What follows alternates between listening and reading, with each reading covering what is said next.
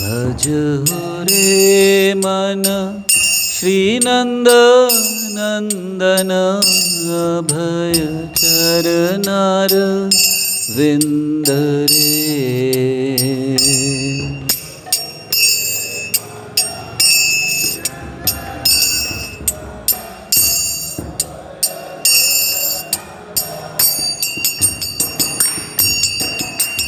दुर्लभ मानव जन्म सत्संगे, दुर्लभ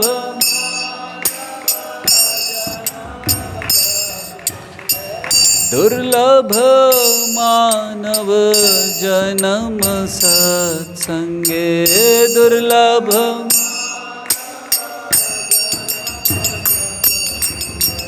तरह भव सिंधु रे।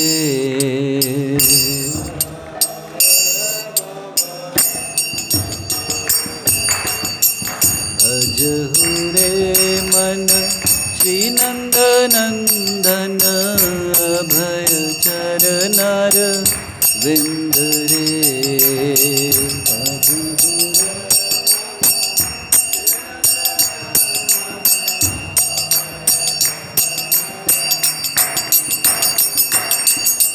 दुर्लभ मानव जन्म सत्संगे, दुर्लभ मानव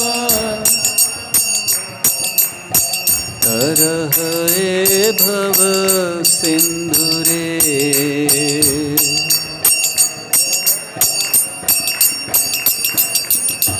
शीत आतप वात वरीशन, हे दिन जामिनी जागिरे।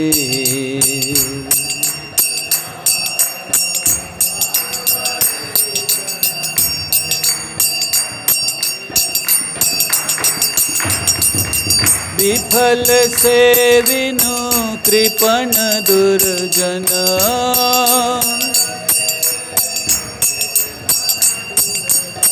विफल से विनु कृपण दुर्जन।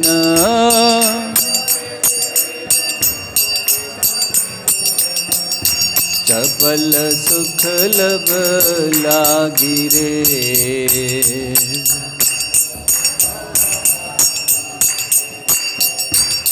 भजहु रे मन श्रीनंद नंदन अभय चरनार विंद रे।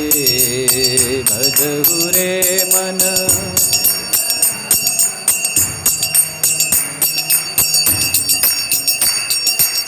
हे धन यौवन पुत्र परिजन, इत किया छे पर तीति रे। धन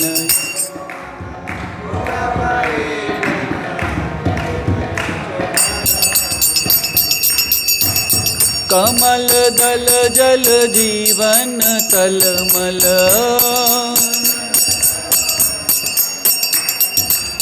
कमल दल जल जीवन तलमल।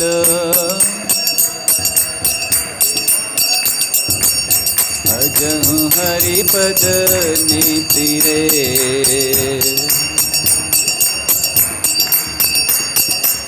श्रवण कीर्तन स्मरण वंदन, पाद सेवन दास्य रे।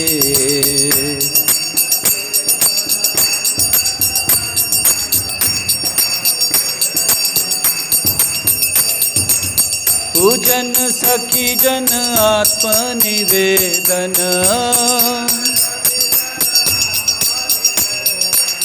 पूजन सखी जन आत्मनिवेदन।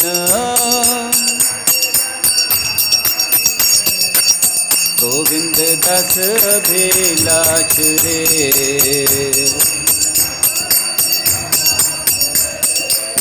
भजहु रे मन श्रीनंद नंदन अभय चरनार विंद रे।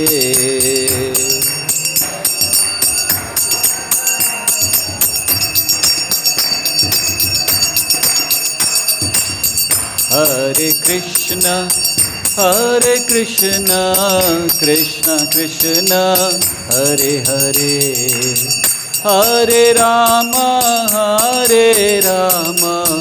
Rama Rama Hare Hare Hare Krishna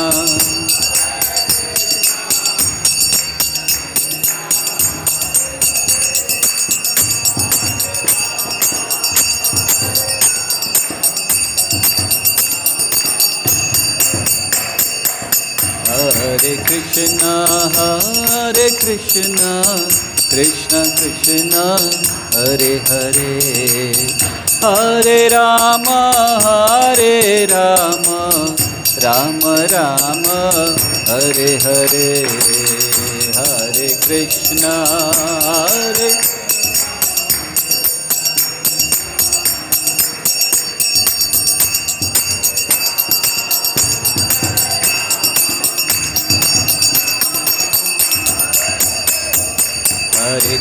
Hare Krishna Krishna Krishna Hare Hare Hare Ram Ram Ram Hare Hare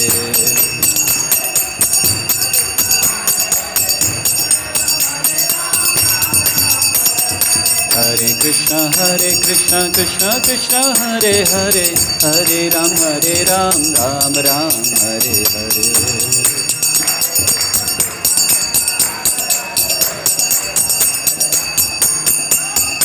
Jai Gaur Nataraj Dayal Nitai Gaur Nataraj Jai Dayal Nitai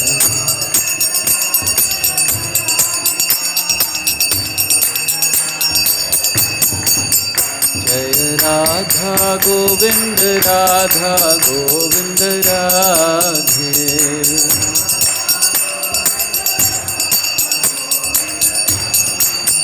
Jai Jagannath Baladeva Jai Subhadra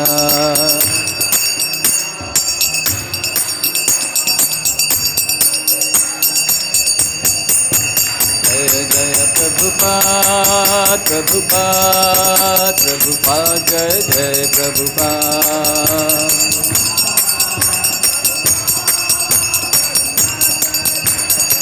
Nitai Gaura Hari Bol Nitai Gaura Hari Bol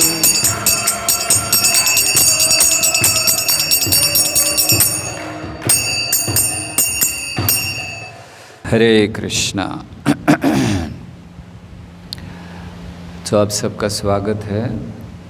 आप में से जो लोग इस समय online देख रहे हैं और जो यहाँ बैठे हैं, आज से झूलन यात्रा महोत्सव को प्रारंभ कर रहे हैं और झूलन यात्रा महोत्सव के निमित्त यह कहना चाहिए कि श्री कृष्ण जन्माष्टमी महोत्सव के निमित्त, जिसमें पहला उत्सव है झूलन यात्रा, दूसरा बलराम जयंती, तीसरा श्री कृष्ण जन्माष्टमी और चौथा श्रील प्रभुपाद जी का आविर्भाव और पांचवा राधाष्टमी। तो इन उत्सवों का प्रारंभ आज से कर रहे हैं कथा से। तो आज हम लोग चर्चा प्रारंभ कर रहे हैं एक श्रृंखला की, जिस श्रृंखला का शीर्षक है गोविंद चरण। और इसमें हम लोग चर्चा करेंगे भगवान श्री कृष्ण के चरण कमलों में जो चिन्ह हैं वे हमारी भक्ति में कैसे हमें सहायता कर सकते हैं, हमारे जप को और अच्छा बनाने में क्या सहायता हो सकती है, इन चिन्हों का क्या अर्थ है, भगवान के चरणों में होने का क्या अर्थ है। तो इसकी चर्चा आज से प्रारंभ करेंगे। और आप सबसे विनती है कि आप सब भगवान श्री श्री राधा गोविंद जी से प्रार्थना कीजिए कि उनके चरणों का वर्णन जो शास्त्रों में और आचार्यों ने किया है उसको हम दोहरा सकें। तो अभी हम लोग भजन गा रहे थे, भज हुरे मन श्री नंद नंदन अभय चरणार विंद रे। अपने मन को अभ्यास कराना है। किस चीज़ का अभ्यास? भज हुरे मन, भजन करना है श्री नंद नंदन चरणारविंद रे। भगवान श्री कृष्ण जो नंद बाबा के पुत्र हैं, वो श्री कृष्ण अर्थात वृंदावन के श्री कृष्ण, उनके चरण कमलों का वंदन करना, स्मरण करना, इसका अभ्यास हमें अपने मन को देना है। भज हुरे मन श्री नंद नंदन अभय चरणारविंद रे। क्या लाभ होता है भगवान के चरण कमलों का स्मरण का? अभय चरणार, अभय मतलब भय से मुक्त हो जाते हैं। और क्यों करना चाहिए हमें? दुर्लभ मानव जन्म सत्संग तरह ए भव सिंधुरे। ये जो मानव जन्म है ये बड़ा दुर्लभ है, और यही एक ही जन्म है जिसमें हम भगवान श्री राधा और कृष्ण के भक्ति करके अपने जीवन को सफल कर सकते हैं। इसीलिए नरोत्तम दास ठाकुर कहते हैं, मानुष्य जन्म पाइया राधा कृष्ण ना भजिया, जानिया सुनिया विष खाइनु। तो हमें विष नहीं खाना चाहिए, इस दुर्लभ मानव जन्म को भगवान की सेवा में लगाना चाहिए। तो इसीलिए आज से भगवान के चरण कमल, और जब हम भगवान को समर्पण की बात करते हैं, भगवान को प्रेम की बात करते हैं, तो भक्त चरण कमलों का आश्रय लेने की बात करते हैं। कोई ये नहीं कहता कि मुझे भगवान के मस्तक का आश्रय लेना है, कोई ये नहीं कहता कि मुझे भगवान के शरीर का आश्रय लेना है। कहा जाता है कि हमें भगवान के चरण कमलों का आश्रय लेना है। तो चरण ही क्यों? हाँ, ये जो भगवान के चरणों का ही आश्रय क्यों लिया जाता? और सदियों से ये शब्द हम लोग सुनते आए हैं भगवान के लिए, साधुओं के लिए चरण कमल। आप कई किसी के घर जाते हैं तो लोग कहते हैं आप अपने चरण कमल हमारे घर में डालिए। इसका अर्थ ये नहीं है कि वो अपने पाँव काट कर भेज रहे हैं, वो तो पूरे जाते हैं, लेकिन लोग ये कहते हैं कि नहीं आप अपने चरण डालिए। हाँ, तो उनका अर्थ भी, लोगों का अर्थ ये नहीं होता है कि आप अपने चरण काट कर भेज दीजिए। तो क्यों चरण कहा जाता है? और पूर्व काल से हम देखते हैं साधुओं को, भगवान को चरण कमल का ही संबोधन किया जाता है। तो चरण क्यों? चरण इसलिए क्योंकि चरणों का आश्रय लेना ये नम्रता का सूचक है। जब अर्जुन गए थे श्री कृष्ण के पास सहायता मांगने, श्री कृष्ण सो रहे थे, तो दुर्योधन अहंकार से उनके सर के पास खड़ा हो गया कि चरणों के पास मैं क्यों खड़ा हूँ? लेकिन अर्जुन बड़ी नम्रता से। तो पहला कारण चरण कमलों का आश्रय लेना, या क्यों चरण कमल कहे जाते हैं या भगवान के चरणों का आश्रय क्यों लेते हैं, उसके बहुत से और कारण अभी आएंगे। लेकिन चरणों का आश्रय पहला कारण है नम्रता का प्रदर्शन। और जब तक नम्रता नहीं, हम आश्रय नहीं ले सकते। विनम्र व्यक्ति ही भगवान का आश्रय ग्रहण कर सकता है, अहंकारी नहीं। तो इसीलिए नम्रता का सूचक है। दूसरा, चरण समर्पण का सूचक है। हम लोग देखते हैं इस जगत में भी कोई कुछ कहते हैं, किसी से क्रोधित हो जाते हैं, गुस्सा होते हैं, तो क्या कहते हैं? मेरे पाँव में गिरकर माफ़ी मांगो है ना, मेरे पैरों में गिरकर माफ़ी मांगो, ऐसे कहते हैं वो।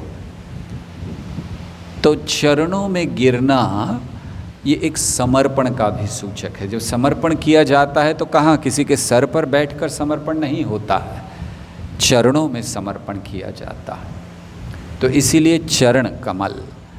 तो पहला कारण ये नम्रता का सूचक है, दूसरा समर्पण का सूचक है, और तीसरा भक्ति की दृष्टि से ये प्रेम का सूचक है, भक्तिमय प्रेम का सूचक है। ये भगवान के चरणों से जो रस बहता है भक्ति का, उसका पान करने के लिए भक्त आतुर रहते हैं। भक्ति रस पान करने के लिए भगवान के ही चरणों से गंगा बहती हैं। तो भगवान के चरणों से बहने वाला रस शुद्धिकरण के लिए आवश्यक है, इसीलिए भक्ति में प्रेम प्राप्त करने के लिए भी चरणों को संबोधित किया जाता है। और चरण क्या हैं? भगवान के चरण भक्त के लिए साध्य हैं। हम यहाँ साधक हैं और पूर्ण अवस्था में सिद्ध कहलाते हैं। सिद्ध अर्थात अपने स्वरूप की प्राप्ति करना। मुक्तिर्हित्वन्यथा रूपम स्वरूपेण व्यवस्थित ही। तो स्वरूप सिद्धि या सिद्ध देह या सिद्ध रूप प्राप्त करना, ये भक्ति की चरम सीमा है। और उसको प्राप्त करके कृष्ण की सेवा करना। तो यहाँ जब हम साधक के रूप में भगवान के नाम का जप करते हैं, अन्य भक्ति की क्रियाएं करते हैं, तो साधक के रूप में भी हमारा साध्य है भगवान के चरण कमल, और सिद्ध रूप में भी हमारे साध्य हैं भगवान के चरण कमल। हम यहाँ जप करते हैं साधक के रूप में, और भगवान के धाम में जप करते हैं सिद्ध रूप में। वहाँ भी जप होता है, वहाँ भी भगवान का नाम गाया जाता है, वहाँ भी गुणगान होता है, लेकिन वहाँ सिद्ध रूप में। अंतर क्या है साधक और सिद्ध रूप में? श्रील प्रभुपाद समझाया करते थे, कच्चे आम और पके हुए आम का अंतर। कच्चा आम भी आम है और पका हुआ आम भी आम है, अंतर रस का है। और इसी तरह साधक भी भक्त है और सिद्ध भी भक्त है, अंतर उस नाम जप में रस आ जाता है। आज हमें नाम जप में रस नहीं है, हम तो केवल यांत्रिक तरीके से नाम को ले लेते हैं, या फिर कभी लोग दिखावे के लिए हंसी मजाक में नाम को ले लेते हैं। लेकिन सही दृष्टि में नाम रस से परिपूर्ण है, और उस रस को नाम से निकालने के लिए, जैसे फल होता है तो फल से जूस को निकालने का एक तरीका होता है, इसी तरह भगवान का नाम रस से भरा हुआ है। ऐसा रस और कहीं नहीं है, ऐसा आनंद और कहीं नहीं है। जितना आनंद भगवान के नाम में है, जितना मधुर भगवान का नाम है, मधुरम मधुरेभ्योपि मंगलेभ्योपि मंगलम, पावनम पावनेभ्योपि हरेर्नाम एव केवलम। तो मधुर है, पावन है, रस से भरा हुआ है। कैसे निकालें उस रस को? भगवान के चरणों का आश्रय लेकर। और भगवान के चरणों का आश्रय लेना ये भक्ति की प्रारंभिक अवस्था है। भगवान कपिल श्रीमद् भागवत के 3 स्कंद में समझाते हैं, जब वो वर्णन कर रहे हैं माता देवहूति को, तो कहते हैं कि भक्त प्रारंभ में क्या करता है। तो कहते हैं कि जब योगी भक्त बनने के प्रयास कर रहा है, तो भक्त बनने में पहला स्तर है कि वो स्मरण करे भगवान के चरण कमलों का। तो इसलिए भगवान के चरण कमल साध्य हैं, उनको त्यागा नहीं जा सकता। और फिर ये कमल ही क्यों? हम लोग कहते हैं भगवान के चरण कमल, तो कमल ही क्यों? कोई और पुष्प हो सकता था अगर तुलना करनी थी। चरण गुलाब हो सकते थे, या चरण केतकी तो अच्छा फूल नहीं है, तो चरण का किसी से और से तुलना हो सकती थी। और कौन से फूलों के नाम हैं? रजनीगंधा, चरण रजनीगंधा अच्छा नहीं लगता, थोड़ा छोटा बताओ। चमेली, चरण चमेली, हाँ चंपा। हाँ, तो शायद सुनने में ठीक नहीं लग रहा होगा, इसीलिए भगवान ने सबने कमल चूज़ कर लिया। नहीं, कमल की क्या विशेषता है? क्यों कमल से ही तुलना की गई है भगवान के चरणों की? कमल साधारणतः जब कमल से तुलना की जाती, कमल आध्यात्मिकता का स्वरूप है। ब्रह्मा जी का जन्म कमल पर होता है, भगवान का धाम कमल स्वरूप है। तो कमल ये आध्यात्मिकता का सूचक है, शुद्धता का सूचक है। कमल कि किस तरह शुद्धता है। और साथ ही साथ परम पूज्य गौर गोस्वामी महाराज, गौर गोविंद गोस्वामी महाराज अपने एक प्रवचन में समझाते हैं कमल का महत्व। थोड़ा बहुत हम प्रयास करते हैं, उन्होंने तो बड़े विस्तार से कहा है। तो कमल क्यों कहा गया, कमल की तुलना गुरु के चरणों से, या गुरु के चरणों को भी कमल कहा जाता है, श्री गुरु चरण पद्म, तो वो भी चरण कमल कहे जाते हैं, भगवान के कमल कहे जाते हैं। तो क्यों? पहला कारण, कमल ये एक बहुत विशेष फूल है, कोई साधारण नहीं है कमल। ऐसा वर्णन किया गया है कि जब मधु को इकट्ठा करने के लिए मधुमक्खी, ये भंवरा मधु इकट्ठा करने के लिए अलग अलग फूलों पे जा रहे हैं, फिर वो केतकी के फूल पर जाते हैं। केतकी के फूल में भी अच्छा मधु होता है और उसको लेने का प्रयास करते हैं, लेकिन केतकी के फूल में तो मधु है, लेकिन केतकी का जो पेड़ है, फूलों का पेड़, वो कांटों से भरा हुआ है। जैसे गुलाब का वृक्ष होता है, कांटे से भरा है। तो जब ये उससे लेने का प्रयास करते हैं तो इनके जो पंख हैं वो कांटे उसमें लग जाते हैं, तो बड़ा कष्ट होता है, दुख होता है, दर्द होता है उनको। और फिर वे उस दर्द से शांति प्राप्त करने के लिए कमल के पुष्प का आश्रय लेते हैं और कमल के पुष्प में से वो मधु इकट्ठा करते हैं। कमल के पुष्प के मधु को पद्म मधु कहा जाता है और ये बड़ा विशेष प्रकार का मधु होता है, पद्म मधु। आयुर्वेद में कहा गया है कि अगर किसी को आँखों का कष्ट है, आँखों में दिखना कम हो गया है, रोशनी चली गई है, या फिर स्पष्ट क्लियर दिख नहीं रहा है, साफ नहीं दिख रहा, तो कोई अच्छा वैद्य आयुर्वेद का वो पद्म मधु लगाने के लिए कहेगा कि उसको पद्म मधु लगाइए यहाँ पर।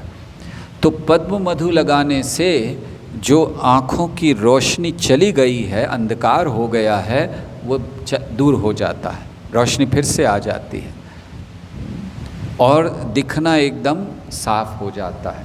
भले किसी की रोशनी ना गई हो, अगर दिखने में थोड़ा सा धुंधलाहट है, अगर वो पद्म मधु लगाएं तो वो स्पष्ट हो जाता है। इसी तरह जय शशि गौर नटराज दयाल निताय की जय। इसी तरह हमारी भी जो आँखें हैं वो अज्ञान से भरी हुई हैं, इसलिए हम लोग कहते हैं ओम अज्ञान तिमिरांधस्य ज्ञानांजन शलाकया। अज्ञान से, अंधकार से भरी हुई हैं, तमस से भरी हुई हैं। ओम अज्ञान तिमिरांधस्य।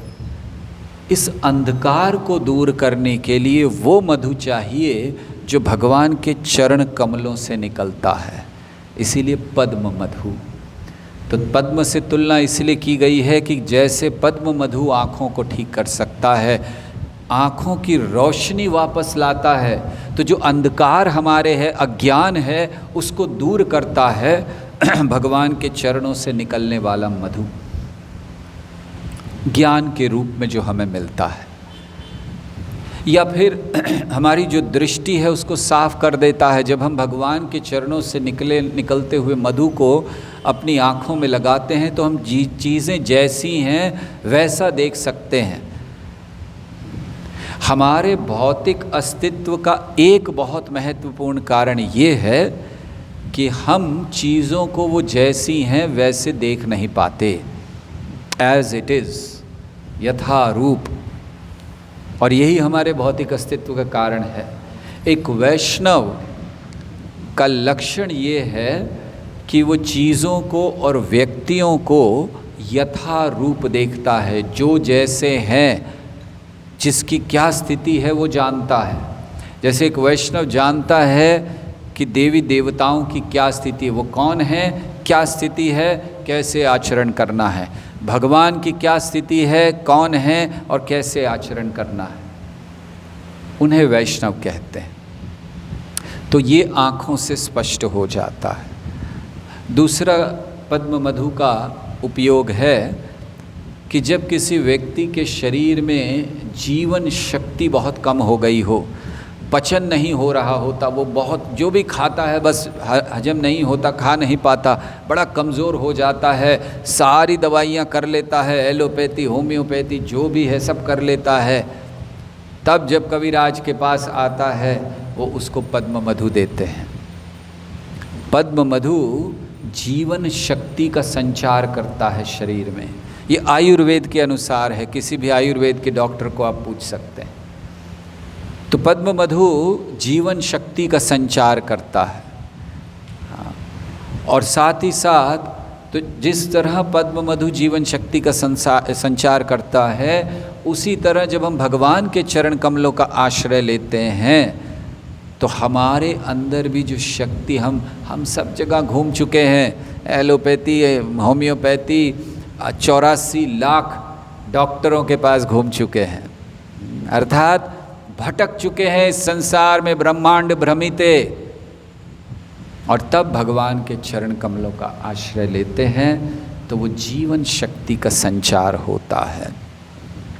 तो इसीलिए हमें ये कहा जाता है कि पद्म अर्थात चरणों की तुलना पद्म से की जाती है। साथ ही साथ कमल का एक और लक्षण है कि कमल जल में तो खिलता है लेकिन जल से निकलता है और ऊपर रहता है, जल को स्पर्श नहीं करता, लेकिन जल से ही सारा जल ही उससे लेता है, जल लेकर ही वो जीवित रहता है या बना रहता है। तो ऐसे ही भगवान के जो चरण कमल हैं या गुरु के जो चरण कमल हैं वो दिव्य जल का भंडार हैं, और उस दिव्य जल में हमारी भक्ति का कमल खिलता है, इसीलिए तुलना कमल से की गई है। और वैसे भी जैसे कमल होता है तो कमल की तुलना गुरु से भी की जाती है, भक्तों से की जाती है कि जैसे कमल जल में रहकर जल को नहीं स्पर्श करता, ऐसे ही इस जगत में रहकर गुरु या भक्त भगवान के वैष्णव इस जगत को स्पर्श नहीं करते। तो इसीलिए ये जो चरण की तुलना कमल से या भगवान के अलग अलग अंगों की तुलना कमल से की जाती है। तो ये चरण कमल हैं भगवान के, जिनका वर्णन, जिन चिन्हों का वर्णन, जिनके ऊपर भगवान के चरण में काफ़ी चिन्ह हैं, उनका वर्णन आज से हम लोग करेंगे। और उससे पहले भगवान के चरण कमलों का प्रभाव क्या है, भागवत में जो दिया गया, अनेक अनेक स्थानों पर दिया गया, अनेक भक्तों ने कहा, उसको सुनने का प्रयास करते हैं। भगवान के चरण कमल या गुरु के चरण कमल इतने शक्तिशाली हैं। गुरु ग्रंथ साहिब, ये जो सिख धर्म का शास्त्र है या उनका ग्रंथ है जिसको वो पूजा करते हैं, गुरु मानते हैं, गुरु ग्रंथ साहिब में लिखा है कि जितने भी तीर्थ भगवान ने बनाए हैं इस पृथ्वी पर, जितने भी तीर्थ हैं, वो सब बड़ी तीव्रता से आशा करते हैं कब भक्तों के चरण उनके ऊपर पड़े, ताकि वो अपने जितने पाप हैं वो सब उनको दे सके। तो गुरु ग्रंथ साहिब कहता है कि जितने भी तीर्थ बनाए हैं वो सब वो बहुत इंतज़ार कर रहे हैं बड़ी तीव्रता से, आतुरता से, कि कब भगवान के भक्त आएं तीर्थ में और उनके चरण पड़ने से हमारे जितने पाप हैं दूर हो जाएं। तो अगर भक्तों के चरणों में इतनी शक्ति है तो भगवान के चरण क्या होंगे जिनमें सारे भक्त वास करते हैं। हाँ, एक भक्त, एक गुरु के चरण में इतनी शक्ति है, और ऐसे सारे गुरु जो भगवान के चरणों में वास करते हैं तो भगवान के चरणों की क्या शक्ति होगी। और अगर हम उन चरणों का आश्रय लेते हैं तो जैसे सारे तीर्थ अपने पापों को, तीर्थ क्या हैं, जो पापी लोग आते हैं उनके पापों को वो ले लेते हैं और फिर उन पापों को भक्तों पर दे देते हैं। तो इसी तरह हम सबके हृदय में, हमारे जो हृदय है ये भी ऐसा ही है, बहुत सारे पाप भरे हुए हैं। अगर हम चरण कमल का आश्रय लें तो इन पापों को हम वहाँ पर दे सकते हैं। और इसीलिए पापों को दूर करने के लिए भक्तों के चरण धूलि को लेना आवश्यक है। भक्त पद धूलि और भक्त पद जल, भक्त भुंक्त अवशेष तीन महाबल। भक्तों की पद की धूलि क्या करती है, कैसे हमें प्रभाव करती है? बताया गया है कि भक्तों की पद की धूलि उस कर्म के प्रभाव को निकाल देती है, उस नकारात्मक कर्म के प्रभाव को निकाल देती है जो हमें सही ज्ञान लेने से रोकता है। भक्ति का ज्ञान, शास्त्रों का ज्ञान, भगवान का ज्ञान भरा पड़ा है शास्त्र में, लेकिन लोग समझ नहीं पाते हैं। क्यों? आश्रय नहीं लिया है, भक्त पद धूलि नहीं हुई है। तो ये महत्व है भक्तों के पद का। हम लोग जीवन भर बहुत कुछ इकट्ठा करते रहते हैं, धन इकट्ठा करना, मान सम्मान इकट्ठा करना। अभी हम लोग पढ़ रहे थे भजन में, ए धन यौवन पुत्र परिजन ईते की आछे पर तीतिरे, कमल दल जल जीवन टलमल, भजहूँ हरिपद नीति रे। तो क्या हुआ है? ए धन यौवन पुत्र परिजन, बस हम इकट्ठा करना चाहते जीवन भर। अगर व्यक्ति जरा भी बुद्धिमान है तो उसको एक चीज़ देखनी चाहिए।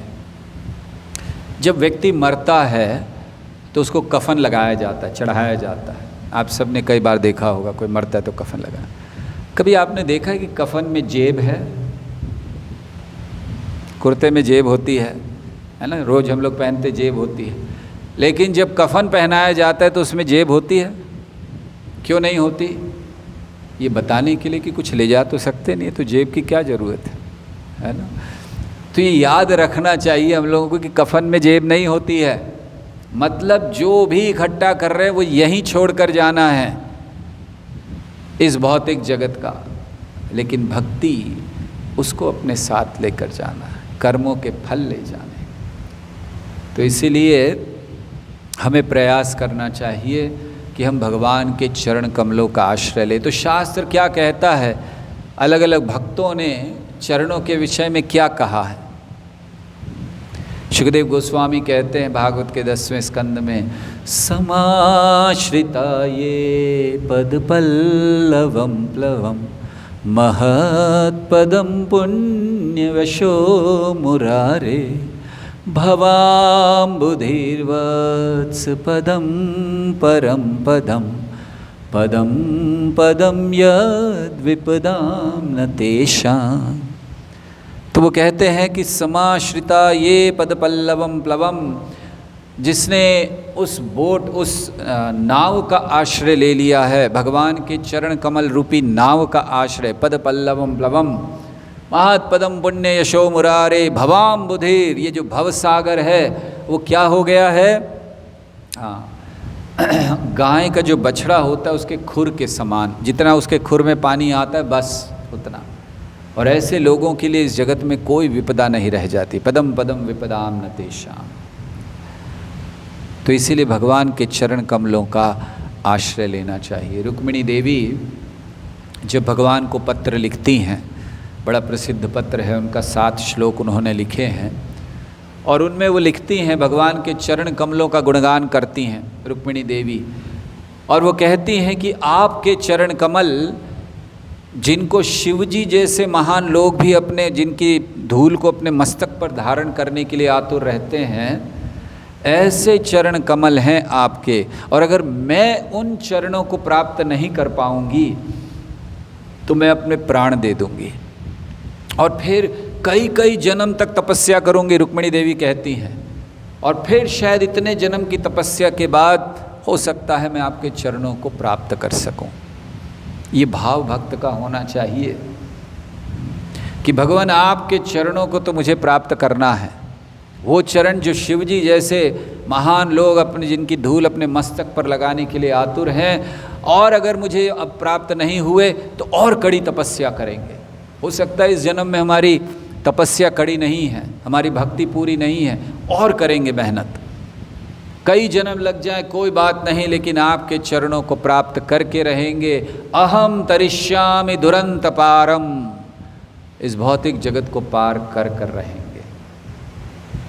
तो ये एक भक्त का भाव होना चाहिए। तो रुक्मिणी देवी कहती, नागपत्नियाँ भगवान के चरणों का वर्णन करते हुए कहती हैं, उन्होंने देखा कि अभी उन्होंने कालिया के सर पर भगवान ने अपने चरण रखे हैं, तो वो कहती हमें नहीं पता ये इसने क्या किया है कालिया ने। ये चरण जिनके लिए लक्ष्मी देवी भी बहुत समय से तपस्या कर रही हैं, उनको प्राप्त नहीं हुए, आपने ये चरण कमल इसके मस्तक पर रख दिए, हमें नहीं पता कि इसको क्या क्या इसने किया है, क्यों ऐसा हुआ। तो इसीलिए भगवान के चरण का आश्रय लेना ही चाहिए। भागवतम के पहले ही स्कंद में कहा गया, यद पाद संश्रय सूत, जिन लोगों ने, ऋषि मुनि कहते हैं कि जिन लोगों ने भगवान के चरण कमलों का आश्रय ले लिया है, यद पाद, जिनके चरणों का आश्रय जिन लोगों ने ले लिया है, तो वो अन्यों को, वो तो शुद्ध हो ही गए हैं, वो तुरंत अन्यों को शुद्ध कर सकते हैं। ये शक्ति है भगवान के चरण कमलों की। जिन्होंने आश्रय ले लिया है वो अन्यों को शुद्ध कर सकते हैं। वो कहते हैं कि गंगा का बहुत लंबे समय तक पान करने के बाद गंगा शुद्ध करती हैं, लेकिन भक्तों का संग, भक्त जो है वो तुरंत शुद्ध कर देते हैं। दर्शने पवित्र करो हे तुम्हार गुण, गंगार परश हईले पश्चाते पावा। तो वो कहते हैं भागवतम के पहले स्कंद में कि गंगा का बहुत लंबा समय तक पान करने से होता है, लेकिन उन भक्तों का इतनी शक्ति है कि वो अन्यों को तुरंत शुद्ध कर देते हैं। और गोपियाँ क्या कहती हैं भगवान के चरण कमलों के विषय में? गोपी गीत में उन्होंने कहा है, प्रणत देहिना पाप कर्षणम तृणचरानुगम श्रीनिकेतनम फणिफणार्पितं ते पदाम्बुजं कृणकुचेशना कृन्दिहृच्छयन्। बहुत सुंदर बात गोपियों ने कही, भगवान के चरण कमलों का प्रभाव बता रही हैं। क्या होता है? गोपियाँ कहती हैं कि वो प्रणत देहिना, प्रणत मतलब जिन लोगों ने समर्पण कर दिया है आपको, प्रणत देहिनाम, तो जिन लोगों ने आपके चरण कमलों के प्रति समर्पण किया है, चरण कमलों का गुणगान कर रही हैं, ते पदाम्बुजम, तो कहती हैं प्रणत देहिनाम पाप कर्षणम। तो जिन लोगों ने आपके चरण कमलों के प्रति आश्रय ले लिया, समर्पण कर दिया, वो तो पाप कर्षणम, उनके तो पाप नष्ट होने ही हैं। क्यों होने हैं? श्रीनिकेतनम, क्योंकि ये श्री अर्थात लक्ष्मी देवी का वास है। लक्ष्मी देवी इन चरणों को धारण करना चाहती हैं। वो कहती है प्रणत देहि नाम पाप कर्षणम और श्री निकेतनम, क्योंकि ये श्री निकेतन है इसीलिए वो आपके चरण, कैसे चरण हैं? तृणचरानुगम, तृणचरानुगम मतलब तृण यानी घास, चर यानी चरने वाली अर्थात गायें, अनुगमन आप पीछे पीछे चलते हैं गायों के उन्हीं चरणों से। तो गोपियाँ देख रही हैं वहीं पर बैठे बैठे, तृणचरानुगम श्रीनिकेतनम फणिफणार्पितम।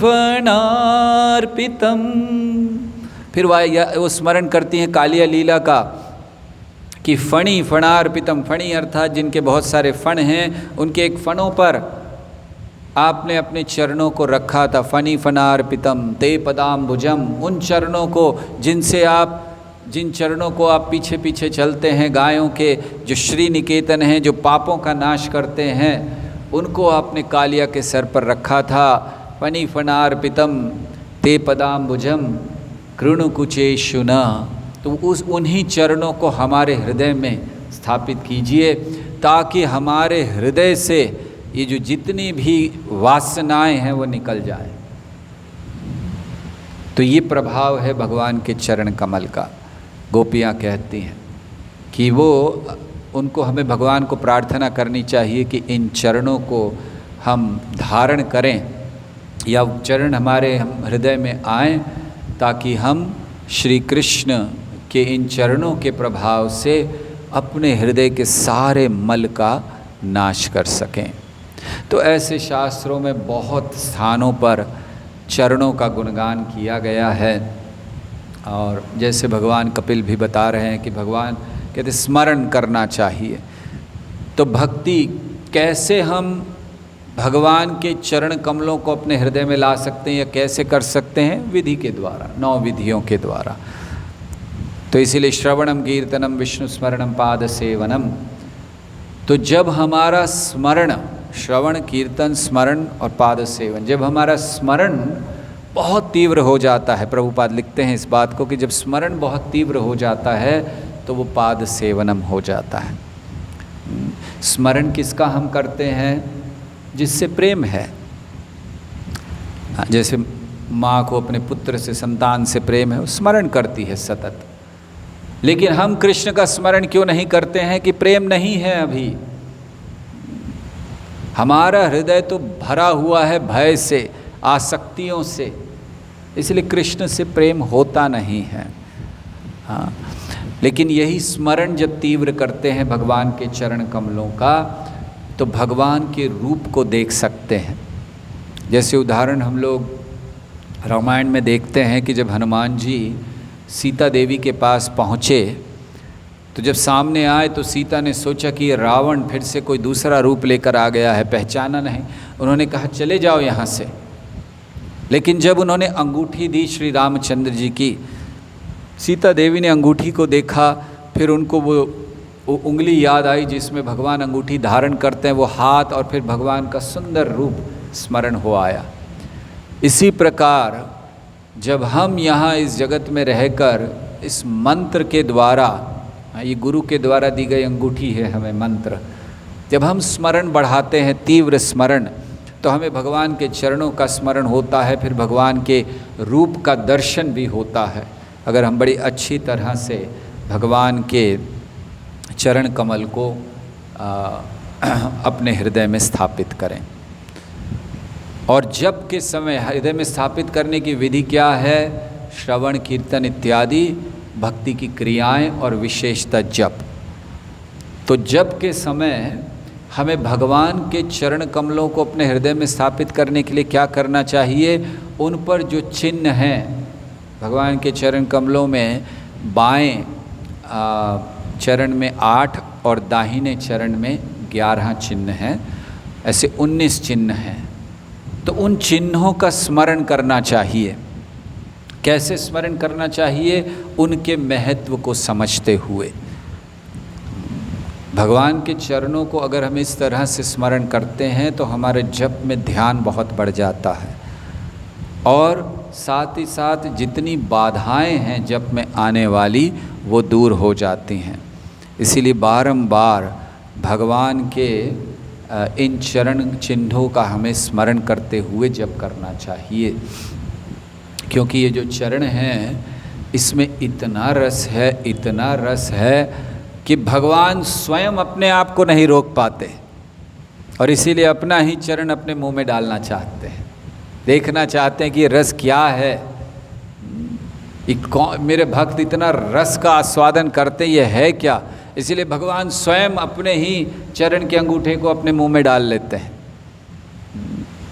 करारविंदे न पदारविंदम मुखारविंदे विनिवेशयन्तं वटस्य पत्रस्य पुटे शयानं बालं मुकुंदम मनसा स्मरामि। तो भगवान के ये स्वरूप का, सुंदर स्वरूप का वर्णन है जब भगवान वटपत्र के ऊपर, वटस्य पत्रस्य पुटे शयानाम, बड़े सो रहे हैं और कैसे लेटे हुए हैं, अपने ही अंगूठे को अपने मुंह में डाल रहे हैं, स्वाद लेना चाहते हैं कि ये मेरे भक्त इतना मेरे चरण कमलों के प्रति आसक्त हैं, ऐसा क्या है मेरे चरण कमलों में। और इसीलिए करारविंदे न पदारविंदे मुखारविंदे विनिवेशयन्तम। तो भगवान ऐसे हैं और ऐसे भगवान के चरण चिन्ह हैं। तो अब प्रारंभ करेंगे भगवान के चरण चिन्हों का वर्णन। तो पहले भगवान के जो बाएं चरण में 8 चिन्ह हैं उनका वर्णन करेंगे और फिर दाहिने चरण में जो 11 चिन्ह हैं। तो बाएं चरण में जो 8 चिन्ह हैं उनमें पहला है शंख। वैसे वो चिन्ह हैं, चरण चिन्ह दिखा रहे हैं। ओके, सो आप सब इन चरण चिन्हों को देख सकते हैं भगवान के। तो ये बाएं चरण में अब आप देख सकते हैं शंख है वहाँ पर। तो ये वहाँ नंबर हो सकते हैं अलग हों, लेकिन पहला शंख का चिन्ह है। दूसरा अंबर, अंबर अर्थात आकाश का चिन्ह आता है। तीसरा धनु या धनुष, धनु का चिन्ह आता है। चौथा गोशपद, गोशपद अर्थात जो गाय का बछड़ा होता है उसके खुर का चिन्ह है, उसको गोशपद कहते हैं। और फिर एक त्रिकोण का चिन्ह है 5वां। छठा कुंभ है, हाँ, कलश या कुंभ, वहाँ पर कलश है। और फिर 7वां अर्धचंद्र है और 8वां मीन या मत्स्य का चिन्ह है। तो ऐसे 8 चिन्ह हैं। तो जैसे जैसे हम लोग इनका वर्णन करते जाएंगे आप लोगों को ये याद होते जाएंगे। प्रारंभ करेंगे शंख से, फिर अंबर पर जाएंगे, फिर आगे जो चिन्ह हैं धनु के, गोशपद, कलश इत्यादि उनका वर्णन करेंगे। और जो 11 चिन्ह हैं भगवान के दाहिने चरण पर, उसका वर्णन जब आएंगे हम आगे, इन 8 चिन्हों का वर्णन कर लेंगे और फिर दाहिने चरण का चरण चिन्हों का वर्णन प्रारंभ करेंगे, तब उसको कहेंगे। तो आज अभी हम लोग प्रारंभ करेंगे। वैसे तो समय हो गया, 8:30 बजे बंद करना है, कोई बात नहीं, 5 मिनट हैं फिर भी। तो प्रारंभ कर देते हैं चिन्हों का वर्णन, जो हमारा विषय है इस श्रृंखला का। और ये चलेगी 30 तारीख तक, अर्थात झूलन यात्रा के महोत्सव तक। और प्रयास करेंगे उस दिन तक 19 चिन्हों को पूरा कह देने का, ताकि हम लोग जप के समय इन चिन्हों को स्मरण कर सकें। तो पहला चिन्ह है शंख का। शंख ये 2 प्रकार से कार्य करता है। एक शंखनाद होता है और दूसरा शंख का उपयोग भगवान के अभिषेक के लिए किया जाता है।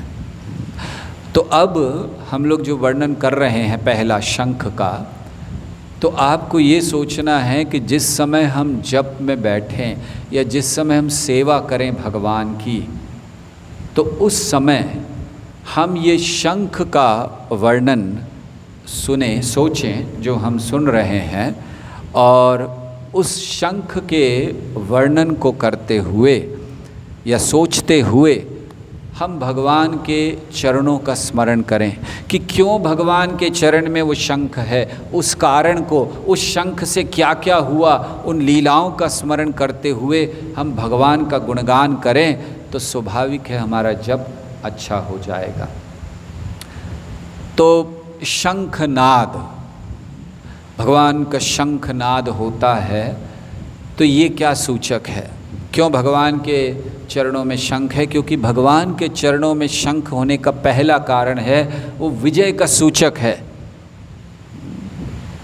कि श्री कृष्ण के चरणों में उस शंख को स्मरण कर कर हमें स्मरण करना चाहिए कि जिस व्यक्ति ने कृष्ण के चरणों का आश्रय ले लिया है उसकी विजय निश्चित है। और इसका वर्णन भगवद गीता के पहले अध्याय में आता है। भगवद गीता के पहले अध्याय में शंख बजे, पांडवों की तरफ से शंख बजाए जब दुर्योधन बड़ा दुखी हो रहा था, वर्णन कर रहा था, देखिए सामने इतनी बड़ी सेना है, घबरा गया था पांडवों की सेना को देखकर। तो भीष्म देव ने उसको सांत्वना देने के लिए शंख बजा दिया। और जब भीष्म ने बजाया तो फिर यहाँ भी अनंत विजयम राजा, तो युधिष्ठिर ने अपना शंख बजाया। पांचजन्यम ऋषिकेशो देवदत्त धनंजय, तो फिर भगवान श्री कृष्ण ने अपना शंख बजाया, अर्जुन ने देवदत्त नाम का शंख बजाया। तो वर्णन है भागवत गीता में कि जब भगवान ने बजाया या पांडवों ने जब बजाया तो किसके हृदय, कौरवों के हृदय विदीर्ण हो गए। उन्हें अपनी हार निश्चित लगी जब उन्होंने वो शंख सुने। लेकिन जब कौरवों ने बजाया, भीष्म आदि ने, तो ऐसा कोई वर्णन नहीं है कि पांडवों के हृदय विदीर्ण हो गए और पांडवों ने सोचा कि हाय हाय हम लोग तो हार जाएंगे। क्यों? क्योंकि ये शंख दिव्य शंख कहे गए हैं, दिव्य शंख प्रदम, दिव्य शंख है ये। तो भगवान का जो चरण कमलों में शंख है वो दिव्य शंख है, और दिव्य शंख केवल विजय का सूचक होता है। तो ये पहला स्मरण हमें करना चाहिए शंख का कि ये विजय का सूचक है। दूसरा, भगवान के शंख का नाम है पांचजन्य। हम सब जानते हैं कि भगवान श्री कृष्ण सांदीपनि मुनि के आश्रम में गए, 64 दिनों में उन्होंने 64 कलाओं को सीख लिया। बड़े दक्ष। ये 64 कलाएं सीखने में शायद हम लोगों को 64 जन्म लग जाएं, भगवान ने 64 दिन में सीख लिया। सीखा क्या? वही उन कलाओं के अधिष्ठाता हैं, वही उन कलाओं के उद्गम हैं, और वही उन कलाओं को सीख रहे हैं। ये भगवान की लीला है। तो भगवान ने सीख लिए। दक्षिणा देने का समय आया, क्योंकि गुरु से कुछ लें तो उन्हें दक्षिणा देना चाहिए। तो भगवान ने दक्षिणा देनी चाहिए। तो सांदीपनि मुनि ने सोचा कि ये तो भगवान हैं, पूर्ण पुरुषोत्तम कृष्ण, इनसे कुछ ऐसा मांगना चाहिए जो केवल यही दे सकते हैं। साधारण चीज़ें तो कोई भी दे सकता है। तो उन्होंने श्री कृष्ण से कहा कि मेरे पुत्र की मृत्यु हो गई है कुछ समय पहले, समुद्र पर गया था, वहाँ पर फिर मृत्यु हो गई उसकी, मिला ही नहीं, तो आप उसको वापस ला, ये तो आप कर सकते हैं, बाकी और कोई नहीं कर सकता। तो श्री कृष्ण चल दिए। कृष्ण बलराम पहुँचे समुद्र के किनारे और उन्होंने घोषणा की समुद्र से, बाहर आओ, सांदीपनि मुनि के पुत्र को दो, नहीं तो सुखा देंगे तुम्हें। तो घबराते हुए आए और उन्होंने कहा कि मैंने उनके पुत्र को नहीं लिया है, मेरे अंदर एक राक्षस है पांचजन, उसने ले लिया है। तो भगवान ने उसको मार डाला। पांचजन, ये राक्षस ऐसा था कि इसने अपने शरीर के चारों ओर एक शंख बना लिया था, और वो शंख हुआ पांचजन्य। भगवान को अपना शंख प्राप्त हुआ। इसका अर्थ ये नहीं है कि पहले भगवान के पास कभी शंख नहीं था। भगवान का पांचजन्य शंख शाश्वत है, लेकिन हर लीला में उन्हें प्राप्त होता है किसी न किसी माध्यम से। तो अब शंख मिला और उसको लेकर यमपुरी चले गए, क्योंकि उस राक्षस ने कहा मेरे पास नहीं है, यमलोक पहुंच गया वो तो पुत्र। तो भगवान यमपुरी चले गए, और क्या प्रभाव हुआ यमपुरी में। भगवान पहुँचे हैं यमपुरी में, स्कंद पुराण में वर्णन है। भगवान पहुँचे यमपुरी में और उन्होंने अपना शंख बजाया, और जब भगवान ने उस शंख की ध्वनि की, दिव्य ध्वनि, तो वहाँ जितने भी नरक थे, अलग अलग प्रकार के नरक हैं, असित पत्र नरक है, रौरव नरक है, कुंभीपाक नरक है, भैरव नरक है, ऐसे बहुत सारे अलग अलग नरक हैं और इनमें अलग अलग प्रकार से दंड दिया जाता है। तो असित पात्र या असित पत्र नरक में क्या होता है, वहाँ बहुत सारे वृक्ष हैं और उन वृक्षों के जो पत्ते हैं वो भाले की तरह हैं। भाला समझते हैं आप लोग? हाँ, भाले की तरह है वो पत्ते। तो जब जीव को वहाँ से ले जाया जाता है तो बड़ा कष्ट होता है, वो सारे भाले चुभते हैं और उसको उसी में से जाना पड़ता है, कष्ट होता है। तो भगवान ने जब शंख बजाया तो असित पत्र वन के जितने भी पत्ते थे वो सब गिर गए, केवल शंख की ध्वनि से। फिर दूसरा था रौरव, ये सारा वर्णन स्कंद पुराण में किया गया। रौरव नरक में ऐसे कभी एक काम करेंगे, वैसे एक श्रृंखला ये भी होनी चाहिए, कोई करता नहीं है इस पे श्रृंखला। जितने प्रकार के नरकों का वर्णन शुकदेव गोस्वामी ने भागवतम के 5वें स्कंद के अंतिम अध्याय में किया है, तो कभी उस पर चर्चा करनी चाहिए, कितने प्रकार के नरक हैं। एक 7 दिन की श्रृंखला, किसकी? नरकों की। हमें लगता है कोई नहीं आएगा सुनने के लिए लेकिन जानना चाहिए बहुत सारे नरक हैं। शुकदेव गोस्वामी ने एक ऐसा भी नरक बताया है उसमें जहाँ आपको मच्छर मारने के बाद जाना पड़ता है।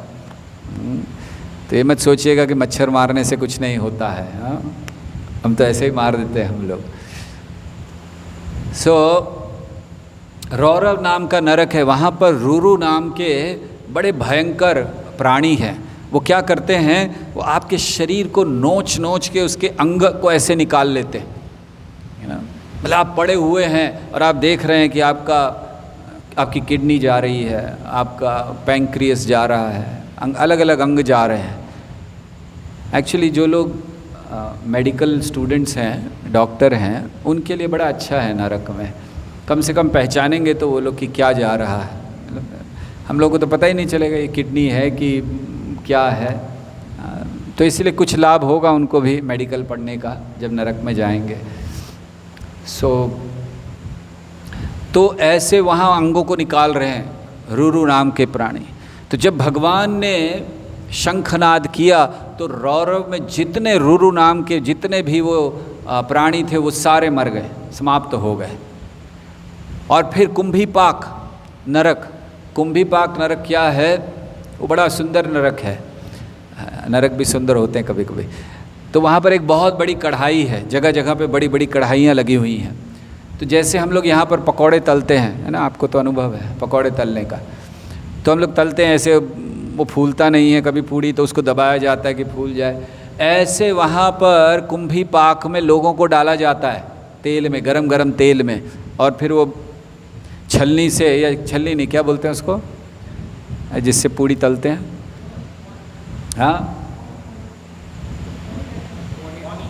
पौनी या जो भी है, तो उससे ऐसे घुमाए तो लोगों को तला जाता है। मान लीजिए आपको तला जा रहा है और वो देखते हैं अरे हाथ फूला कि नहीं, तो थोड़ा सा दबाते हैं, हाथ फूल गया पकौड़े की तरह, हाँ भी ठीक है, फिर घुमाते दूसरी तरफ।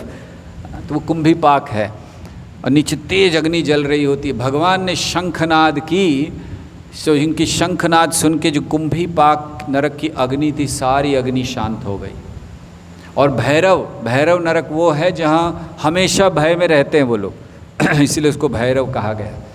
तो भैरव नाम के नरक में जब शंखनाद किया तो जितने भी वहाँ पर प्राणी थे वो सारे भय मुक्त हो गए। ऐसा वर्णन बड़े विस्तार से स्कंद पुराण में किया गया है। तो ये शंखनाद का प्रभाव था। तो इसी तरह हमें स्मरण करना चाहिए। पहला स्मरण हम करें कि भगवान के चरण चिन्हों में शंख है जो विजय का सूचक है। जैसे उन्होंने जब बजाया तो फिर असुरों के हृदय विदीर्ण हुए। दूसरा स्मरण करें कि जैसे भगवान ने शंखनाद किया नरक के बाहर, और जितने भी नरक के प्राणी थे, स्कंद पुराण बहुत महत्वपूर्ण वर्णन करता है, जितने भी नरक के प्राणी थे उस समय वो सब आध्यात्मिक धाम चले गए केवल भगवान के शंखनाद से। बताइए, ये शंख है। तो ऐसे हमें सोचना चाहिए। हम लोग भी तो नरक में पड़े हुए हैं। श्रील प्रभुपाद लंदन गए और लंदन पर एयरपोर्ट पर प्रभुपाद से पत्रकारों ने पूछा, so Swami ji what do you think about London? Prabhupada से, लंदन इज़ हेल, नरक है लंदन। तो वैसे भी हम लोग केवल लंदन ही क्यों, हम लोग जिस स्थान में हैं, जो भौतिक जगत पूरा नरक है, कष्टों का स्थान है, दुखालयम अशाश्वतम। तो हमें सोचना चाहिए कि जिस तरह भगवान की शंखनाद से जितने भी लोग थे वो सब आध्यात्मिक धाम चले गए उस नरक को त्याग कर, हम सब भी उस शंखनाद का स्मरण करके भगवान के नाम की तीव्रता को बढ़ा के इस भौतिक जगत से परे जा सकते हैं। तो शंख का और भी वर्णन है कि किस प्रकार शंख को अभिषेक और नाद का भी और वर्णन है कि किस तरह हम भगवान को कर सकते हैं। शंख, जैसे शंख स्वागत के लिए भी इस्तेमाल होता है। तो जब कोई आते हैं, विशेष करके बंगाल में ये प्रथा है, कोई आते हैं तो शंख बजाया जाता है घर में। तो शंख ये स्वागत का भी सूचक है। तो इसी तरह हमें ये सोचना चाहिए कि भगवान के शंख का स्मरण करके कि हम अपने हृदय में श्री कृष्ण को स्वागत कर रहे हैं, ये शंख का महत्व है। और भी शंख का महत्व है, इसका वर्णन कल करेंगे। और कल शंख का, अंबर का, धनु इत्यादि जितने हो सकेंगे उनका वर्णन प्रारंभ करेंगे, क्योंकि हमें इन आने वाले 6 दिनों में 19 चिन्हों को पूरा करना है। हरे कृष्णा कृष्णा कृष्णा हरे हरे, हरे राम राम राम हरे हरे।